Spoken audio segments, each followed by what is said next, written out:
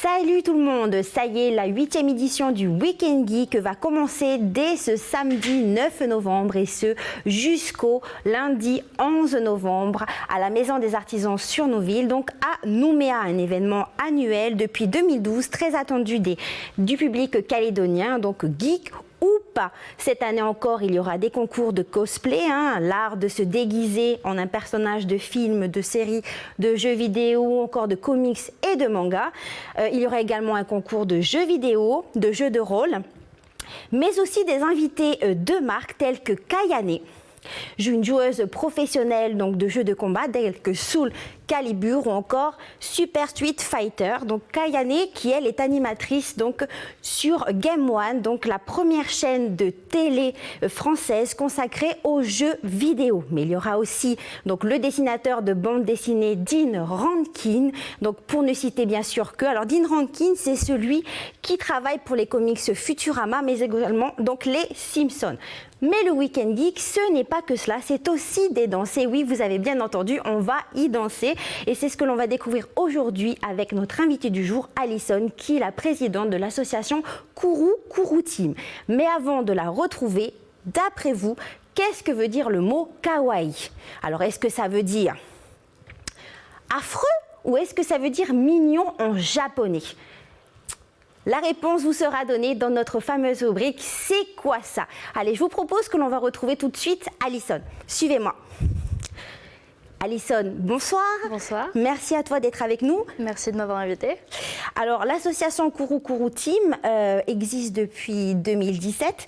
Elle est composée essentiellement de personnes qui sont passionnées de la culture asiatique. D'ailleurs, là, on le voit, c'est un spectacle cette année au Centre culturel donc, du Mont d'Or. Alors, vous êtes passionné de la culture asiatique, notamment tout ce qui est danse. C'est ça, tout à fait.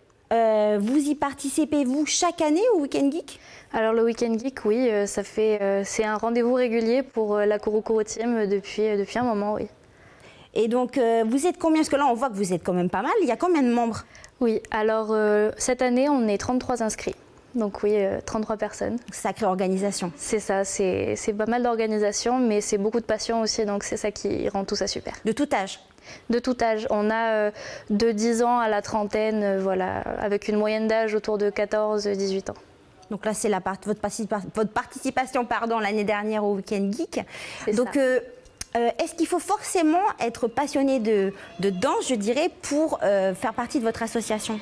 Alors, il y a forcément un petit fond de passion derrière tout ça, mais après, au niveau du, comment dire, on n'est pas des professionnels, c'est ça, donc ça c'était Thriller, donc c'était différent. L'année dernière, on avait décidé de faire une petite surprise. Mais voilà, donc au niveau de la danse, on n'est pas tous des professionnels, bien sûr. Donc moi, la première, on est des amateurs, mais qui font ça avec passion. Donc on a de tout niveau. On a des gens très très doués, des gens qui le sont un peu moins, mais qui aiment ça quand même. Donc voilà, vraiment, non, le niveau est très... C'est l'amour de la danse et le partage. C'est ça. Et même, on a des personnes qui ne dansent pas, mais qui participent de manière différente dans l'association. Donc, pour faire les costumes, faire les accessoires, etc. Donc, c'est assez varié. Tout le monde y trouve son compte du moment qu'on aime cet univers. Voilà. Alors là, c'était l'année dernière au Week-end Geek. Vous avez proposé cette danse sur Thriller de Michael Jackson. Alors, qu'est-ce que vous allez nous proposer cette année? Alors, cette année, on va avoir 11 danses au total. Et on va les faire donc voilà, c'est les répétitions. C'est les répétitions intenses. Intenses. Donc cette année, on va avoir donc 11 danses, pardon. Et on va les faire donc le samedi et le dimanche, entre 13h et 14h, 13h30 pardon, et 14h. Et voilà, donc on va avoir des choses assez variées au niveau de ce qu'on va proposer. Vous vous entraînez, il y a une fréquence? Depuis quand vous vous entraînez pour cet événement? Pour le Week-end Geek spécifiquement, on s'entraîne depuis fin juillet, tous les dimanches, de 13h à 17h, 14h à 17h, à la salle du Centre culturel du Mont d'Or.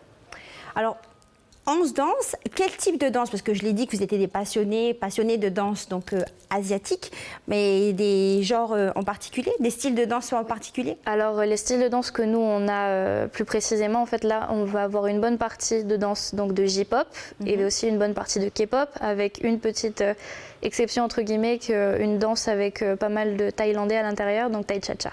D'accord, ok, dont on parlera un peu plus tard. Alors justement, tu parles de J-pop et de K-pop. Alors pour vous, la maison, donc pour vous donner un petit aperçu de ce que c'est, on regarde et on en parle juste après.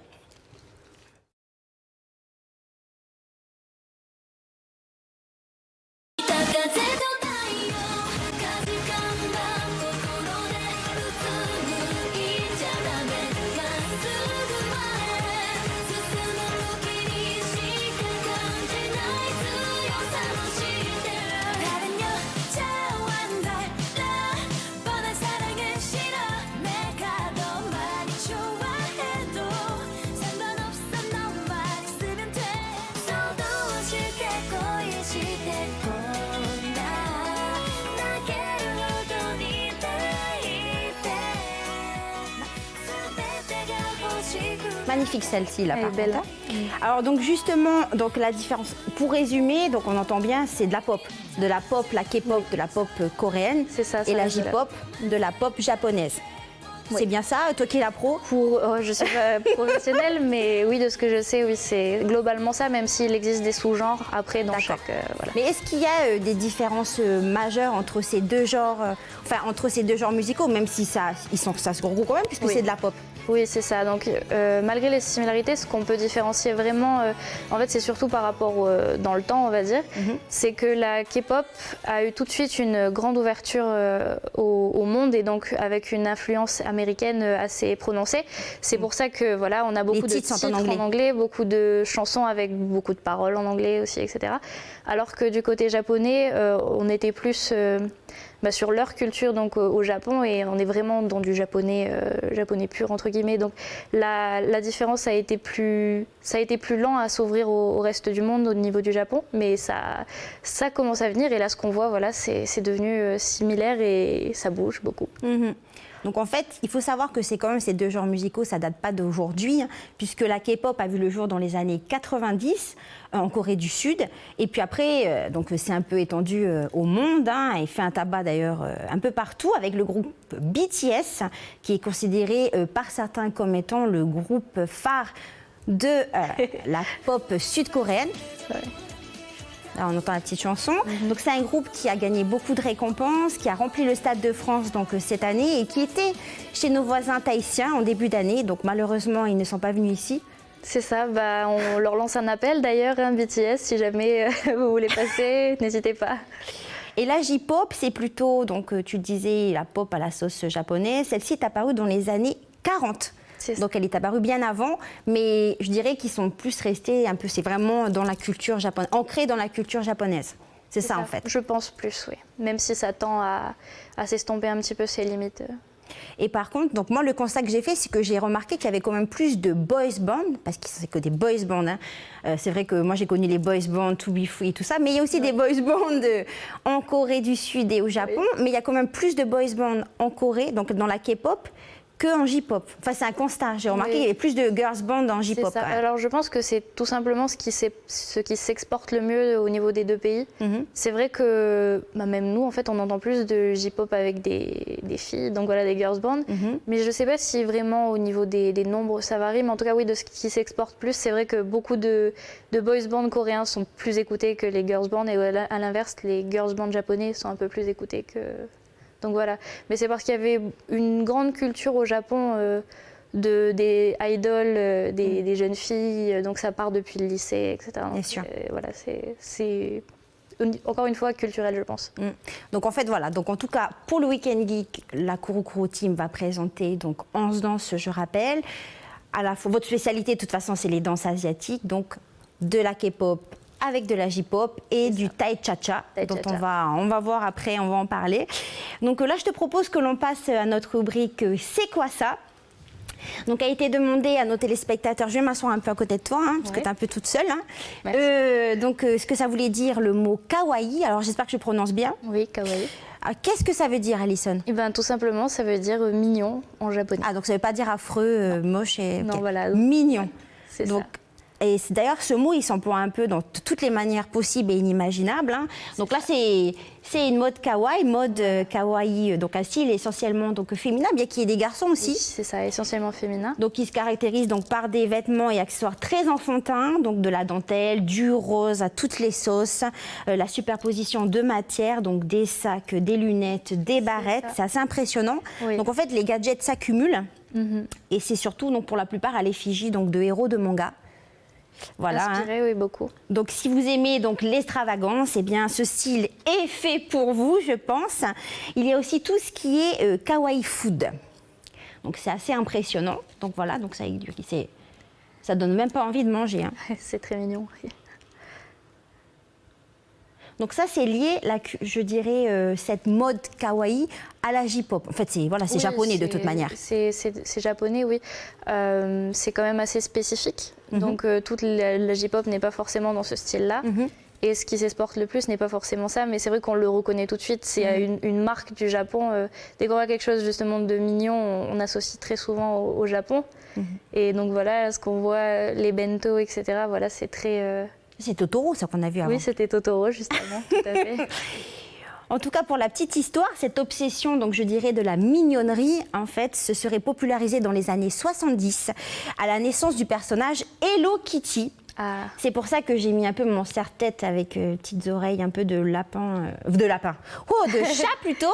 Donc comme vous voyez, donc c'est dès que la naissance de Hello Kitty, donc c'est ça qui a donné naissance à la mignonnerie, au kawaii et tout. Donc Hello Kitty qui a été produite par la société donc Sanrio. Et après il y a tout des personnages qui ont suivi d'ailleurs à la suite d'Hello Kitty. Alors donc toi tu te déguises aussi? Enfin, je veux dire, tu es un peu à fond dans la mode kawaii? Oui, surtout pour les événements. C'est vrai que pas forcément dans les styles de tous les jours, mais personnellement, par exemple, pour le Weekend Geek, souvent, j'adopte un style Lolita. Donc, c'est une sous-branche de kawaii qui est plus proche, on va dire, du mignon soft. Donc, c'est doux. C'est un peu différent du Harajuku qu'on a pu voir aussi, où là, les filles ont beaucoup de paillettes, beaucoup de barrettes, beaucoup de couleurs, etc. Et donc voilà, les deux sont des styles différents, mais j'aime beaucoup, oui, c'est vrai. Et du coup, est-ce qu'il y aura des petites surprises pendant le Weekend Geek? Pendant le Weekend Geek, alors oui, on essaye toujours de faire des petites surprises et de faire vivre notre spectacle. Donc oui, il y aura des moments, on espère, drôles, des moments voilà, où les gens vont reconnaître certaines choses normalement. Donc oui, on attend. Tu ne nous diras rien de plus? Non, je dirai rien de plus. Mais j'ai quand même ouï dire qu'il y aurait un petit stand, c'est une nouveauté, non? C'est vrai que c'est une nouveauté. C'est la première fois cette année que la Kurokuro Team va avoir un stand au Weekend Geek, donc où les gens pourront venir nous voir un peu ce qu'on fait. Et aussi nous donner, il y aura normalement une boîte à idées pour s'ils veulent nous donner des idées de chorégraphie ou d'événements auxquels participer, voilà un peu de tout. Donc voilà, on aura un stand, donc j'espère que vous viendrez nous voir. Voilà, nombreux. Alors Alison, nous allons jouer un peu, hein. C'est l'heure de notre fameuse rubrique le quiz. Alors c'est parti, donc on va commencer en douceur. Hein. Alors si tu devais choisir, écoute bien, entre Psy, fervent adepte de la K-pop, que l'on va entendre d'ailleurs. C'est vrai que ça a été le premier à percer. Oui. Voilà. Elle est quand même pas mal cette chanson Love là, qui est sortie en 2017 avec l'interprète. Alors il l'interprète avec Tae Wong, donc un artiste sud-coréen qui fait partie du groupe Big Bang. C'est ça. Ouais. Donc Psy, adepte de la K-pop, ou alors le groupe de J-pop AKB48.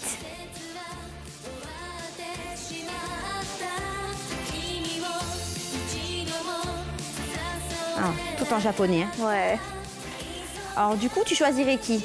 La Psy ou ce groupe? Alors personnellement, voilà, c'est vraiment une question de préférence. Moi, je préférais AKB48 parce que tout simplement, c'est une question de préférence. J'aime bien leurs chansons, sont voilà douces. Je préfère. Et elles sont 48? En fait, elles sont une vingtaine. Parce que moi, j'ai trouvé qu'ils étaient 48 membres. D'accord, mais c'est parce qu'elles ont changé en fait. D'accord, ça a tourné. Ah, ça tourne tout le temps. Donc elles sont plus 48, mais déjà 48, 20. Là, elles sont 20 actuellement? Une vingtaine, oui. Ça fait beaucoup quand même. Oui, c'est énorme, mais c'est ça, les groupes J-pop, K-pop sont assez connus pour avoir énormément de membres. Et donc la raison pour ça, c'est parce que généralement ce sont donc des personnes qui s'entraînent à devenir des idoles, qui sont regroupées dans des classes et donc divisées en groupes. Enfin voilà, et donc ils font des grands groupes pour percer, sortir des albums, etc. Mais voilà, c'est adorable. D'ailleurs, c'est difficile de dire il y a combien de boys band et de girls band, à la fois japonais et coréens, parce qu'il y en a tellement tous les jours. Quoi. Oui, c'est ça, c'est une vraie industrie chez eux. On enchaîne ? Oui. Alors, comme c'est ton univers, je dirais que tu ne devrais pas avoir de mal donc, à me dire qui est sur cette photo. Alors, on va voir apparaître une photo. D'accord. Alors, donc, je vais me lever. Donc, toi, c'est celle-ci, bien sûr. Bon, là, elle est là, là, là. Donc, c'est là. Hein. Oui, d'accord. Alors, j'ai toujours du mal avec son nom, mais il me semble que c'est la chanteuse de Pon Pon Pon. Exact. Donc, il s'agit, bah oui, oh là là. Donc, de la chanteuse japonaise Kyary Pamyu Pamyu. Donc, qui est célèbre d'ailleurs pour sa chanson que tu as dit, donc Pon Pon Pon. Ouais. Donc, qui est considérée, elle est considérée comme l'emblème de la mode kawaii au Japon. Ah, ça m'étonne pas. Elle a plusieurs casquettes aussi. Il me semble qu'elle est aussi mannequin. Enfin, elle fait beaucoup de choses. Oui. Et elle est surnommée d'ailleurs aussi la princesse de la J-pop. Hein. Ah, Pon Pon Pon. Pon Pon Pon. Elle est un peu spéciale cette chanson. Ouais, hein. En fait, il faut aimer. Hein. Ça fait partie des chansons où plus tu l'écoutes et plus ça rentre en fait. C'est incroyable. Au début, moi aussi, je la supportais pas. Enfin, la première écoute, j'étais... Qu'est-ce que c'est que ce truc? Et plus tu l'écoutes, et en fait, ça devient... Au final, tu finis par danser et chanter en même temps qu'elle. Ah oui, ça rentre. Oui, ça finit par rentrer.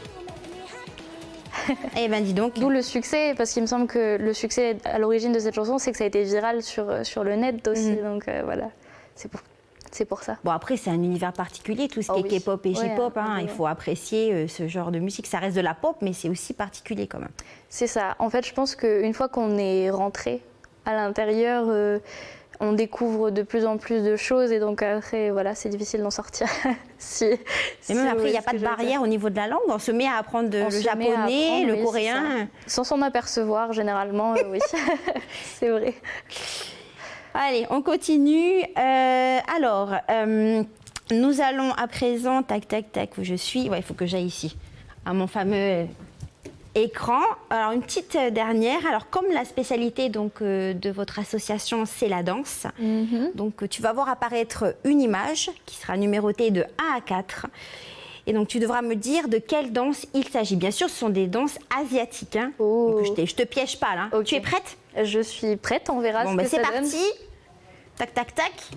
Et voilà. Alors, la première, facile. Ouais, c'est la danse du lion. La danse du lion, exact, en Chine. Donc, c'est une danse qui fait partie donc, des plus valeureuses donc, de ce pays. Elle se pratique à l'occasion donc, d'une cérémonie grandiose, telle que le Nouvel An chinois, un mariage, l'ouverture aussi d'un restaurant. Elle est censée apporter la chance, la prospérité et d'éloigner aussi les mauvais esprits. Donc, la différence avec la danse du dragon que tout le monde connaît, c'est que les mouvements de base de cette danse du lion, on les retrouve dans la plupart des arts martiaux chinois. Waouh. On enchaîne. Alors pour celle-ci, je suis désolée, je ne vais pas savoir. Peut-être un peu plus compliqué, même au mouvement et comment ils se... Voilà, en tout cas c'est magnifique, hein. Enfin je trouve leur costume. Ah, c'est magnifique, oui, ça c'est Donc c'est une danse traditionnelle khmer pratiquée au Cambodge. Donc elle s'appelle l'aspara. Autrefois, c'était une danse réservée au roi Khmer, donc qui aurait épuisé son origine du côté de l'Inde. Donc la tête des danseuses, on voit bien qu'elle est parée de plusieurs bijoux. Leurs mains, elles sont indéfinissablement courbées et leur dos est cambré. Donc elles dansent comme ça. Donc ça doit être, c'est du sport. Hein. C'est ça. Et chaque geste de la main raconte une étape de la vie, en fait, dans la nature cambodgienne. Ah, c'est magnifique. Vous aussi, vous faites beaucoup de mise en scène? On fait beaucoup de mise en scène, oui. On va s'ouvrir plus à des danses plus traditionnelles, donc comme celle-ci. C'est un projet justement qu'on a. Pour l'instant, on fait des mises en scène généralement drôles. On espère en tout cas que c'est drôle. Mais oui, voilà, c'est sûr que l'aspect traditionnel, c'est quelque chose qu'on aimerait bien aussi apporter dans notre association prochainement. Du coup, vous avez des membres en fait de votre association qui sont plus portés par ce... C'est ça. On a quelques personnes, oui. par les gens des danses traditionnelles et c'est avec eux que vous allez apprendre et élaborer des chorégraphies. Tout à fait, oui. Parce qu'au Centre culturel du Mont d'Or, le spectacle, c'était, j'ai vu la première partie, c'était sur les 101 Dalmatiens. Oui, c'est ça. Donc vous inspirez aussi de classiques comme ça. Oui, on s'inspire de tout ce qu'on peut puiser. En fait, on se met pas de barrière, c'est-à-dire que quand on trouve qu'une idée est inspirante, on essaye de trouver quelque chose à faire avec. Voilà. Donc c'est surtout, voilà, on a des membres qui sont force de proposition, donc ça c'est super, qui nous apportent beaucoup. Et généralement on écoute, voilà, donc toutes les idées sont les bienvenues, c'est vraiment agréable et voilà. Donc dans un futur proche, ça sera des danses plus traditionnelles. On espère. C'est beaucoup de travail les danses traditionnelles parce qu'il faut que ce soit bien précis. Bien précis, c'est ça. Super. Alors ensuite, celle-ci. Ah non, toujours pas. En plus, ça se ressemble un peu. Hein. Enfin, au niveau des costumes, c'est un peu la même chose. Je pense que quelqu'un qui sait de quoi il parle pourrait tout à fait voir la différence, mais personnellement, voilà. Alors, donc celle-ci, c'est le gong, c'est de Bali. En fait, il s'agit de la danse traditionnelle donc, de ce pays qui est enseignée dans toutes les écoles balinaises d'ailleurs. Ah, c'est super. Elle exprime donc la féminité, la grâce. Donc les danseuses sont habillées donc, en or et en soie de la tête aux pieds. Waouh. Chaque mouvement entrepris, des yeux, des doigts et des mains, etc., suit une règle bien respective. Donc voilà, c'est bien précis, il ne faut pas faire n'importe quoi. Si le doigt il doit être comme ça, il est comme ça. Donc elle s'accompagne en fait cette danse de la musique du gamelan, donc, qui est un orchestre traditionnel donc, indonésien composé de xylophones, de gongs et de tambours. Et ça raconte en fait l'histoire de la fiancée qui était perdue et qui a été retrouvée du prince Kayuripan. Donc le Kayuripan en fait c'est un royaume donc, du Java oriental. Donc ça raconte cette histoire, cette danse. D'accord. C'est super intéressant et j'adore le fait que ça se transmette de génération en génération comme ça. Vous n'avez pas de... Là, cette danse, elle est accompagnée donc, de la musique du gamelan, donc cet orchestre traditionnel, mais vous n'avez pas de... C'est vrai qu'on n'a personne pour nous accompagner, on n'utilise que des bandes son pour le moment. Après, peut-être un jour, s'il y a des personnes intéressées, encore une fois, pour un... Et après, de toute façon, on va en discuter après. Alors, la petite dernière... La petite dernière, oui. Alors, c'est un homme, hein, oui. Et qui a un masque. D'accord. C'est assez particulier. Alors, tout à l'heure, tu parlais du Thai Cha-Cha. Donc là, il s'agit en fait d'une danse thaïlandaise. Donc, c'est le Khon. Donc, c'est une forme de théâtre en fait dramatique, d'où les costumes, bien sûr, et les masques. À l'origine, elle n'était dansée que par des hommes. C'est pourquoi, lorsqu'il devait interpréter le rôle d'une femme, il devait se déguiser en femme. Oui. Et à travers cette danse, il nous raconte les épisodes du Ramakien, qui est un livre qui contient en fait les mythes fondateurs de l'hindouisme. Wow. Donc on voit qu'il y a il y a quand même des costumes bien spécifiques. Vous, vos costumes, en fait, c'est vous-même qui les faites. C'est ça. Donc généralement, vous avez une couturière dans votre association. On en a plusieurs. Voilà, c'est vrai que notre couturière bien aimée du début d'année nous a quittés. Bon, elle n'est pas morte, pardon. Elle nous a juste, elle n'est plus dans l'association. Excusez-moi voilà. On a trouvé, donc il y a quelqu'un d'autre qui actuellement souhaite reprendre le flambeau et donc coudre les tenues. Et généralement, on essaye de s'entraider. Donc tout le monde met la main à la pâte. Enfin, tous ceux qui peuvent, tous ceux qui pensent avoir un petit talent de couturier. Donc voilà, on essaye de se débrouiller comme ça, oui. Donc voilà. Super. Les costumes. Alors même si la K-pop et la J-pop, c'est bien, tu t'en es bien sorti en tout cas pour le quiz quand même. Ouais. C'était un peu plus compliqué pour... C'était complexe mais c'était très intéressant. Donc je disais, pardon, excuse-moi, la K-pop et la J-pop, donc ça c'est un peu votre spécialité, je dirais, la spécialité de votre association Kuru Team. Mais vous dansez également d'autres rythmes de danse. D'ailleurs tu l'as dit que vous allez plus aller vers les danses beaucoup plus traditionnelles. Et vous avez commencé avec le Thai Cha-Cha. C'est un peu traditionnel ou c'est pas du traditionnel? C'est un premier pas vers le traditionnel. Ce n'est pas une danse traditionnelle du tout. Puisqu'il s'agit... ah non, ça c'est Tokyo Bon. Ah oui, c'est pas ça alors. C'est pas la même. Que ça. Tokyo Bon, justement. Alors, c'est assez amusant, voilà, parce que du coup, c'est le même chanteur qui chante ces deux danses. Et en fait, lui s'inspire des danses traditionnelles et en fait... Comment dire, c'est pas exactement une parodie, mais c'est un hommage drôle et pour que tout le monde puisse comprendre en fait à travers l'humour les choses plus traditionnelles. Donc là, ce qu'on a vu, c'était Tokyo Bon, et en fait c'est une danse. Donc le Obon, c'est une danse japonaise, traditionnelle japonaise, et donc là il l'a détournée, donc avec des mouvements qui restent des mouvements traditionnels, mais avec des paroles humoristiques. D'accord. Voilà, à l'intérieur, justement, il parle du fait que quelqu'un vient d'ailleurs du Japon, donc comme nous, donc qui n'est pas japonais, donc ne comprend pas le japonais. Et quand les personnes japonaises essayent de parler, ils utilisent des mots prononcés à leur manière, en fait. Et tout simplement, c'est ça l'histoire de cette chanson. Elle est très amusante et donc c'est le même chanteur qui chante Tai Cha Cha. Toujours dans cette optique de mélanger la culture et l'humoristique pour que tout le monde puisse un peu s'y retrouver. Donc là, c'est de manière drôle, mais ça reste des mouvements traditionnels. Des mouvements traditionnels, c'est ça. Donc c'est très intéressant. C'est, on va dire, notre passerelle un peu entre les deux. C'est comment déjà? Tokyo Bond. Tokyo Bond, d'accord, super. Bon, merci Alison d'avoir accepté de venir sur notre plateau. Hein. Ouais. L'émission touche à son terme. Donc on l'a bien compris, donc votre association Kuru Kuru Team sera au Weekend Geek dès samedi. C'est ça. Dès le samedi 9 novembre et ce jusqu'à dimanche. Tout à fait. Donc, et donc je rappelle aussi à nos chers téléspectateurs et téléspectatrices que le Weekend Geek, donc, ça commence dès le samedi, donc 9 novembre, et ce jusqu'au lundi 11 novembre. Alors pour plus de renseignements, donc vous pouvez aller sur la page Facebook, bien sûr, Weekend Geek Nouméa. Donc celle-ci qu'on envoie, c'est la page Facebook de votre association, Alison, Kuru Team. Donc si jamais il y a des téléspectateurs qui aimeraient faire partie de votre association, bon, quand on vit en Brousse, c'est un peu difficile. Hein. C'est difficile, mais on a des personnes qui habitent en Brousse, oui. Une en particulier, qui est d'ailleurs notre secrétaire adjointe, donc elle s'appelle Emma, elle s'investit énormément. Là, elle ne sera pas avec nous, par exemple, pour le Weekend Geek, vu qu'elle est en Brousse pour le week-end. Mais elle participe de manière active et donc voilà, il n'y a pas de limite à la passion. Super. Voilà. Et donc, si vous voulez avoir plus de renseignements donc, sur cet événement, vous pouvez vous rendre sur la page donc, Facebook, cette fois-ci, Weekend Geek Nouméa, que vous allez voir apparaître.